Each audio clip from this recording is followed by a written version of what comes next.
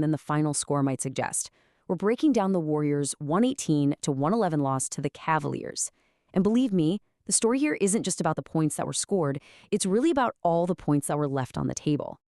You know, this single line from the commentary, it pretty much sums up the whole night, doesn't it? This wasn't some complex breakdown of high-level strategy. Nope. It started with the most basic thing in basketball, making your layups. The shots right there at the rim. They just weren't falling. So how does that even happen? How do you get a game where one team is literally banking in threes off the glass, while the other team can't even make a shot from 2 feet away? Is it just a string of bad luck, a mental thing, or is there something else going on? That's what we're going to figure out. Let's dig in.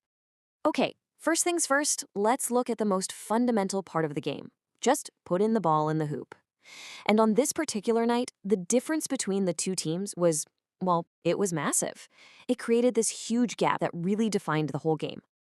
Let's just start with this one hard number. 5 for 25. That was the Warriors' final stat line from three-point range. That's only 20%. I mean, in today's game, if you're shooting like that from deep, you are putting a crazy amount of pressure on every other part of your offense to be perfect. And this right here gets to the heart of it. It's about the mental game. A missed shot, especially an easy one, isn't just a miss. It starts to compound. It builds up. Like the announcer said, the real danger wasn't just the points they didn't get. It was that frustration that starts to bleed into everything else. Your defense, your passing, your whole vibe. I mean, just look at the contrast here. It's like these two teams were playing in completely different universes. For the Warriors, the story was can't make a three and missing bunnies at the rim. Meanwhile, for the Cavs, they're getting the shooter's role. They're even banking in threes. It was a classic case of one team just being ice cold, while the other couldn't miss when it counted. So all that struggling on offense, well, it doesn't happen in a bubble. Let's flip over to the other side of the ball, because this game was also a real chess match on defense, where these tiny split-second decisions ended up having huge consequences. And to really get what was happening on D, we have to talk about the ball screen. The commentary was all over this, because it was the main thing both teams were running. It's a simple play, right? But the way a defense decides to play it, that choice can be the difference between a stop and an open bucket. And you can see all the tough calls a defender has to make in a split second. Do you try to lock and trail a great shooter, sticking to him like glue? Do you fight over the screen to contest the shot, or duck under it and risk giving up the three? Or maybe you play drop coverage, where your big man hangs back to protect the paint. Or hey, you could just double team the star and pray someone else doesn't beat you. Every single option is a gamble. And here's the bottom line. You could draw a straight line from one of these defensive choices to an open three for the other team. They decide to play drop coverage on a screen, boom, open shooter. The Warriors' defense was constantly being put to the test, and in some really key moments, it broke. Okay, let's talk about momentum. You know, that invisible force that can just completely hijack a basketball game.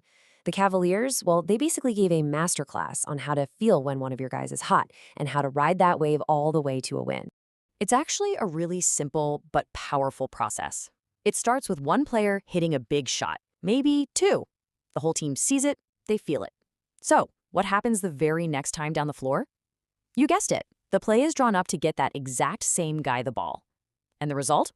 A run that can just break the other team's back. And this quote from the broadcast just says it all.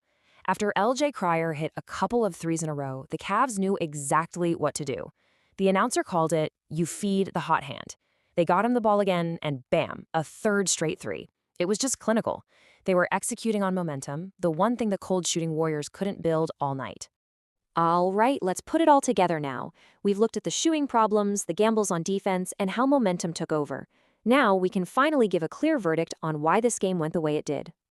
When you lay it all out like this, the story becomes crystal clear, doesn't it?